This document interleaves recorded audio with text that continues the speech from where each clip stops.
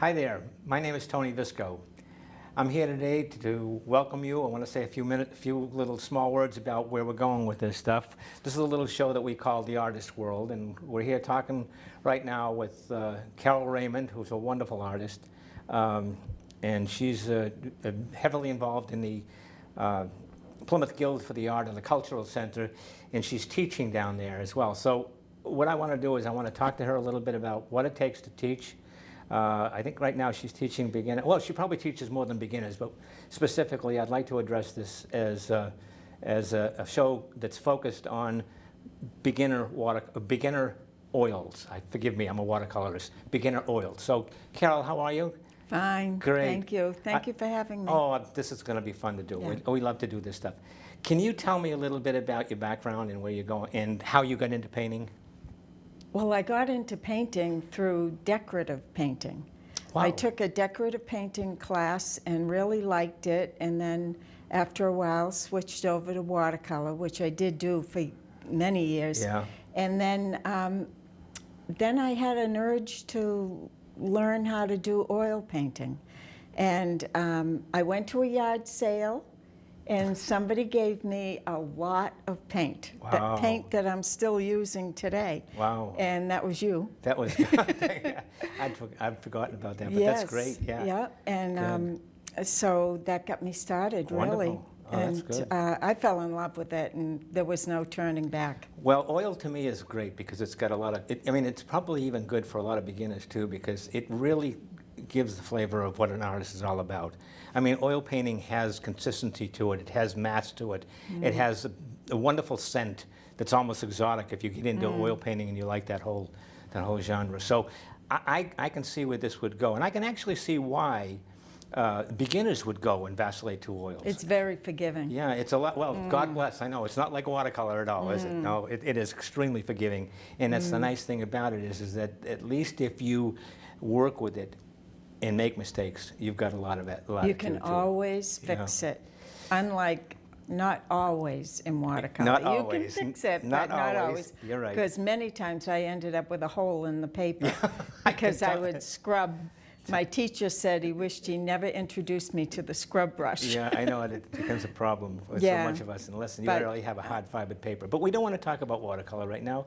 We'd like to talk a little bit about how you incentivize and motivate people that come to your class and then that have never painted before and why they should come to your class. Let's talk a little bit about. Well, let me say that originally, the reason I even decided to teach, it never entered my mind to teach painting.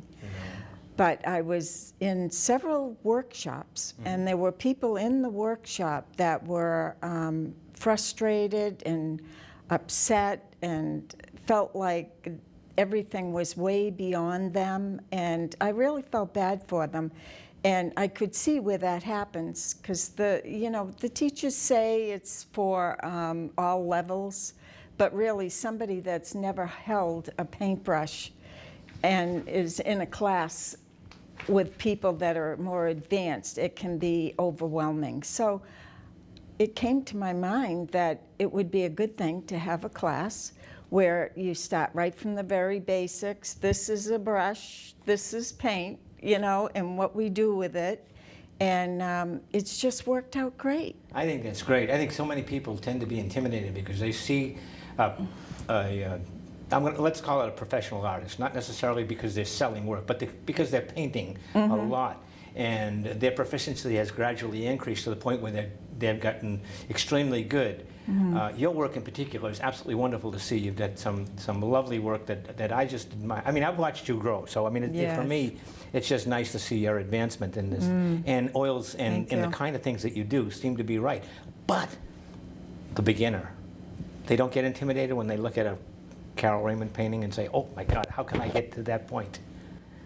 Well, to begin with, they shouldn't expect to, because if they think they're going to take a beginner's class and then they're going to turn around and paint like somebody who's been painting for 20 years every day, it's like playing a musical instrument. You have to learn the scales, you have to learn the basic techniques, and then you put those two into action, and you practice. And eventually, you know, you can be proud of what you do. But I think most people that take my class, they leave with a painting that they're pleased with. They can't believe they did it. Yeah. And they have skills. So they've got these basic skills that they can go home. I always encourage them to buy their own materials so that when they get home, they can paint. Because I also let them, for a small fee, use all my materials. Oh, really? So I do that right in the beginning so that they're not investing $100 or more into materials and then turn out they don't like oils. Exactly. Yeah, that can be a problem. And that, sure. yeah, that can happen. Sure. So I just figure they have enough just to pay for the class, you know. So they give me a small fee. I give them everything they need for the whole 5 weeks. Yep.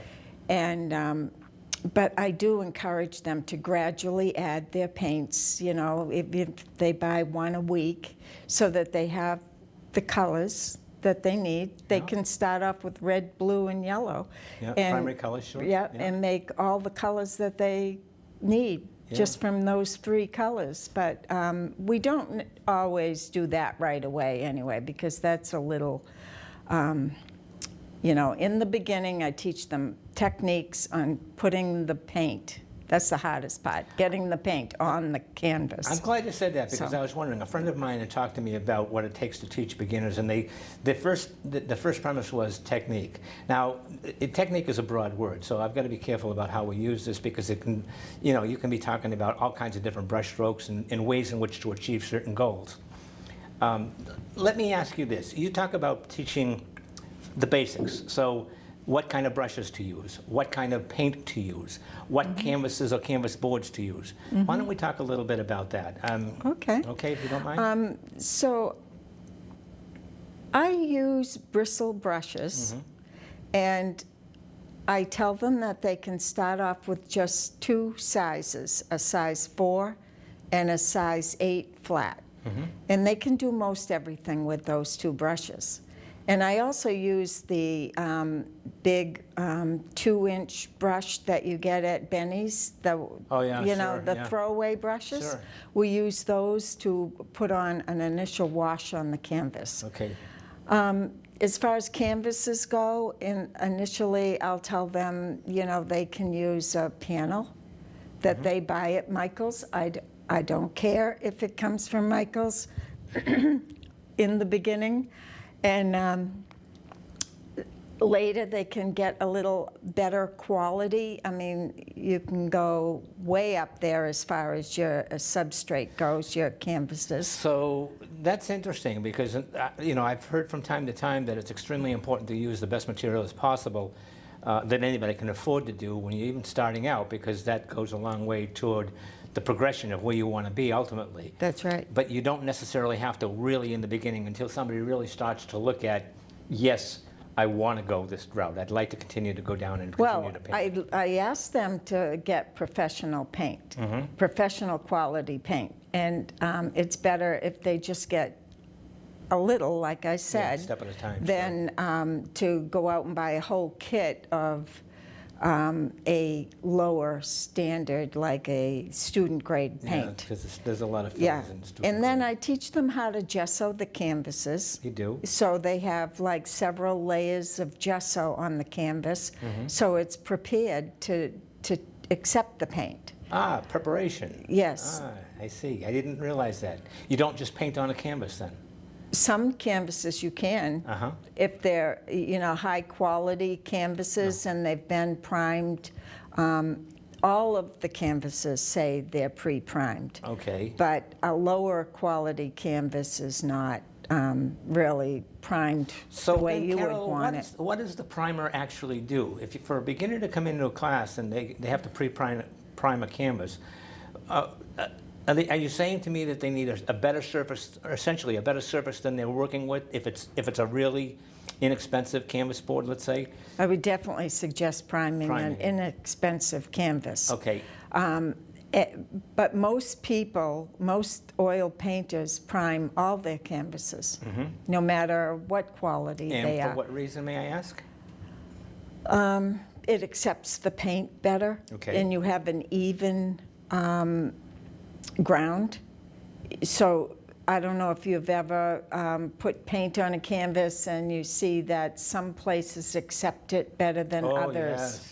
Yes, So absolutely. that's something that, you know. So that's good to know, that Right. a good primed canvas is... So really the best thing for the beginner, is to use my materials Yeah, okay. for the 5 weeks. And then if they really like it, then I show them where they can purchase things that are reasonably priced, Yeah. and sales, and Yeah, that's good. what That's to great get. to know. And That's good to know. So brushes we've covered. You have a couple of brushes that you work with, basically. And as somebody goes out and buys a small tube of paint or a tube of paint a week and so forth, they can build up their paint capabilities, their paint revenue, excuse me, inventory. Inventory, We're using revenue to buy it, but yeah, the paint inventory.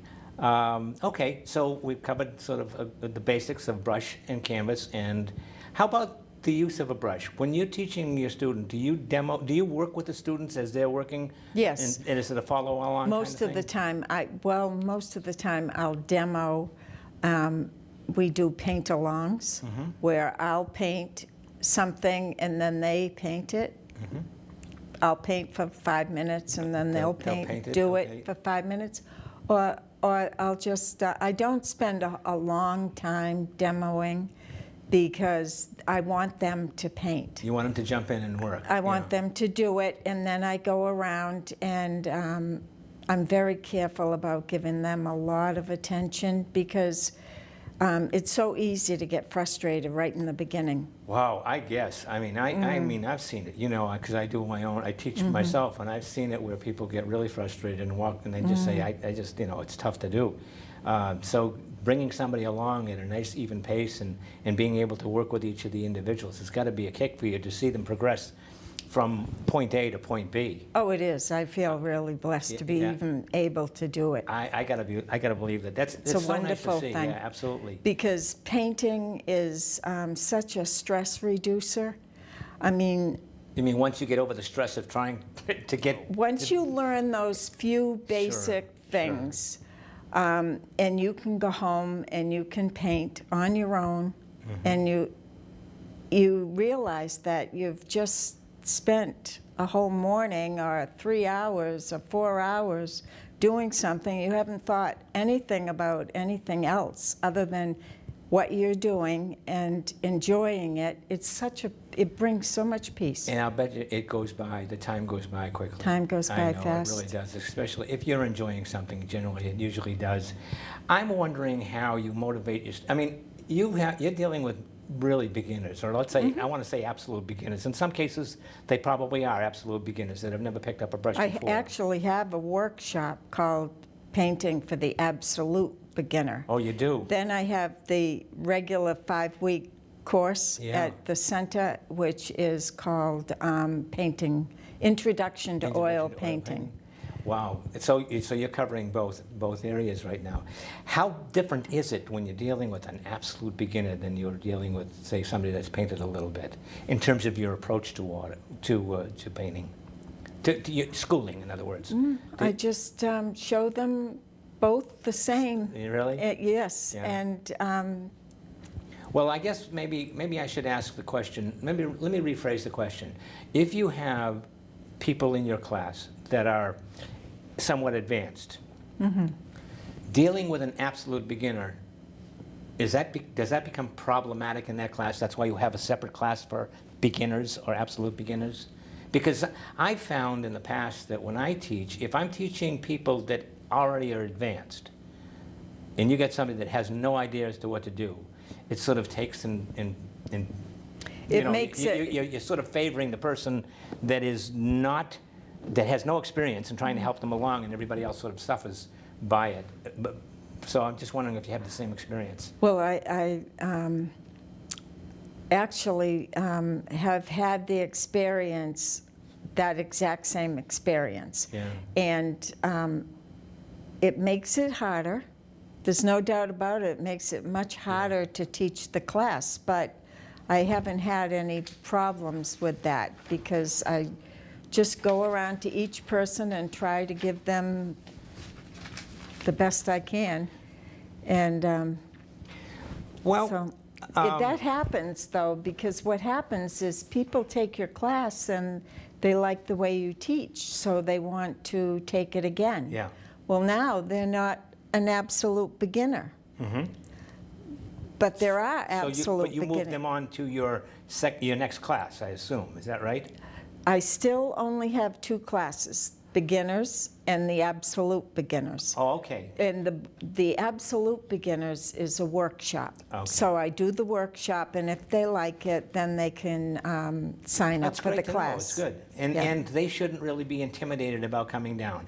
Again, I run into this issue where sometimes people don't want to come in because they see that they're involved in working with other people that maybe paint a little bit better than they do, and they get sort of somewhat Right, concerned and about I that. just always say to them, well, you know, she's been painting a lot longer than you have.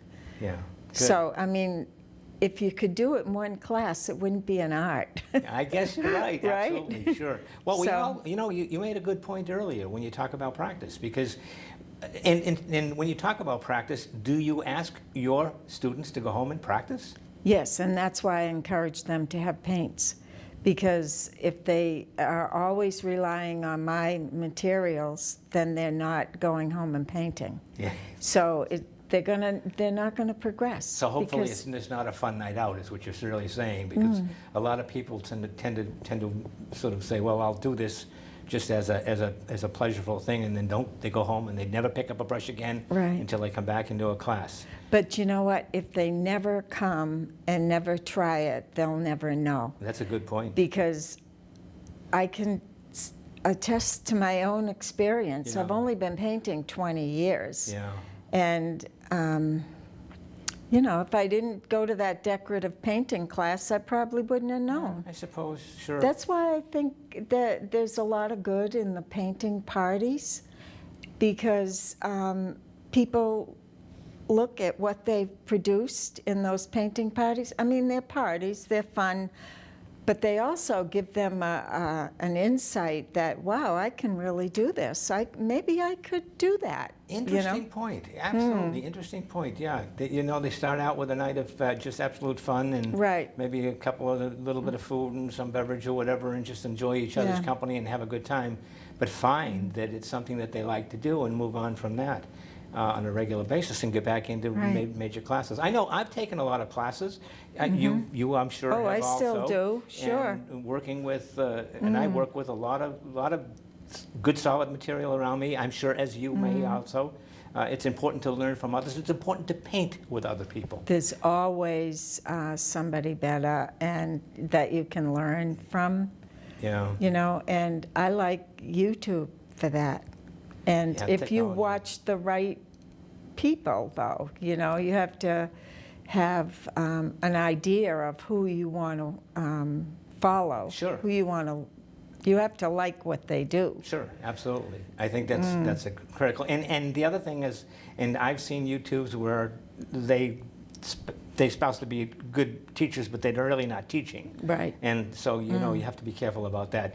It's very difficult. Instruction is very difficult, I think, in that for a lot of people, and I can attest to this because I remember dealing with a painter who I will name nameless, but was an extremely accomplished painter, but didn't know how to teach. And would sit there and paint, but not instruct, not literally give good information. So, I've been in a lot of those classes. you sort of go through the process of saying, well, this is terrific. You know, he's doing well, and he's showing me how great, or she's showing me how great they paint, but they're really not instructive. They're not helping me to get to my next level that I want to be at. So there's a road for an absolute beginner, and that's very important. Well, let's talk a little bit about that absolute beginner. When you're teaching an absolute beginner, do they have to learn how to draw? Oh, by draw, let me rephrase that. I don't mean proficiently draw. I mean measure correctly so that they're putting, let's say, if you're going to do a table setting where you got some fruit in a bowl, to be able to measure the distances on the canvas from left to right and be able to position those objects correctly on the canvas. Absolutely. Absolutely. Yep. Well, But I show them how to do it, and it's not all that hard. And I feel that if it looks right, it is right. okay. Okay, so I think that what I like, one of the best things I like about oil painting is the fact that you draw with your brush. So I never draw, unlike watercolor, I never draw, almost never draw a detailed drawing on my canvas. Okay. I just put in marks, like Okay. a mark on this side, a mark on that side, up here, down here, where the center of interest is going to fit on the canvas. I'll put a mark there. And then after I have the whole placement done, just by points, little marks. Okay. So I have it in my head where it's going to go. Then I'll use a mixture of paint and just kind of lightly put a few more marks that are more of a drawing, but not a complete drawing by any chance. Okay, so you're drawing basically with your paintbrush, which is a cool thing to do, so you don't have to worry about over detail. A lot of us get involved in too much detail actually when you start to draw with a pencil. So this is kind of sort of like positional placement. Yes. Your subject matter is going to be within that certain area. And what's the next step after you do those marks, Carole? Where do you The take next step, I put in my darkest darks and lift out my lightest lights. Now, somebody that doesn't know anything about painting isn't really going to probably understand those terms, but that is the next step. So then what you have is you have your very darkest color, Yeah. tone, I will say, not color, because we're really not working with color yet. Right. So you have your very darkest and your very lightest, and everything else is going to fall in between those two. Oh. So it's really So you not lift- that hard. When you say you lift out, you're sort of like almost washing it out, or you sort of Well, scrubbing it out, or- initially, we've toned the canvas Yeah, with so you got a a medium combination of burnt sienna and ultramarine blue, and it's mixed with turp, so it's loose. Okay. And we put that on the canvas. And then do the placement. And then I take a cloth, usually, an old rag. I use rags a lot, and dip it in turp. And first I put in my darkest dark, which is a little darker, more blue in that burnt sienna mixture. okay. So usually that's a cast shadow somewhere. So I have that darkest dark.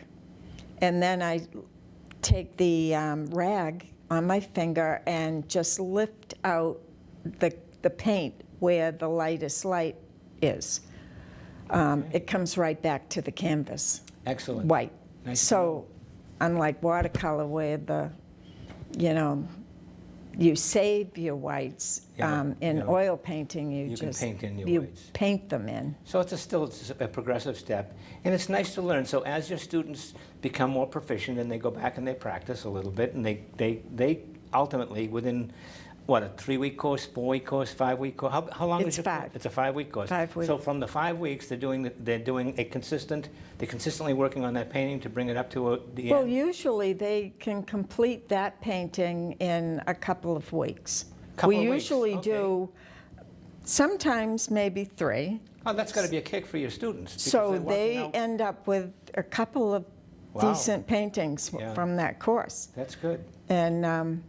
And do you when you do that, I mean, basically you're dealing with it, I would assume now, maybe I'm wrong, but at a certain level. In other words, they don't progress from one painting, which is very simple in the first couple of weeks, to, let's say, the next couple of weeks where they're doing a little bit more advanced work. well, yes, They do. they will do that. They will yeah. do that. So Like that's how during the workshop, which is only one day, Mm-hmm. we'll paint an orange. Okay. And I'll teach them about how light hits that orange and Right. how you get form Oh, good. for the orange Yeah. and the shadows. So it's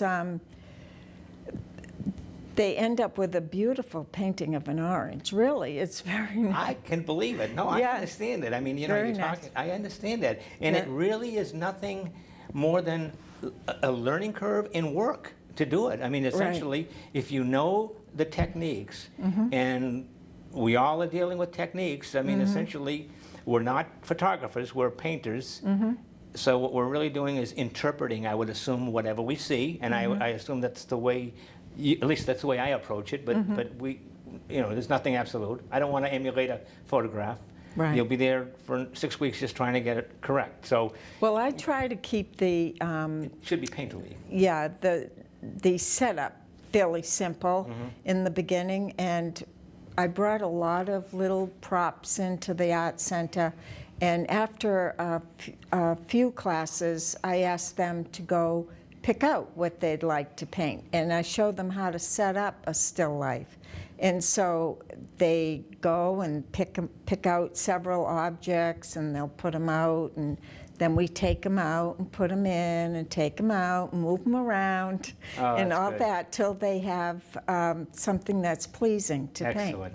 Well, let me tell you, Carol, we're going to have to wrap this up right now. I know time goes by real fast.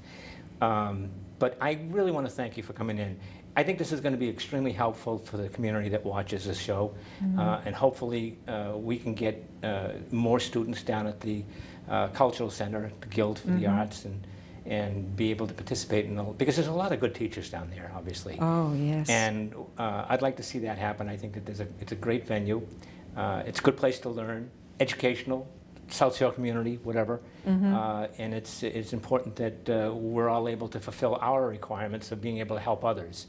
So I can't tell you how delighted I am to have you sit here and just talk a little Thank bit you. about this. Carol, your class again is absolute. You got a workshop.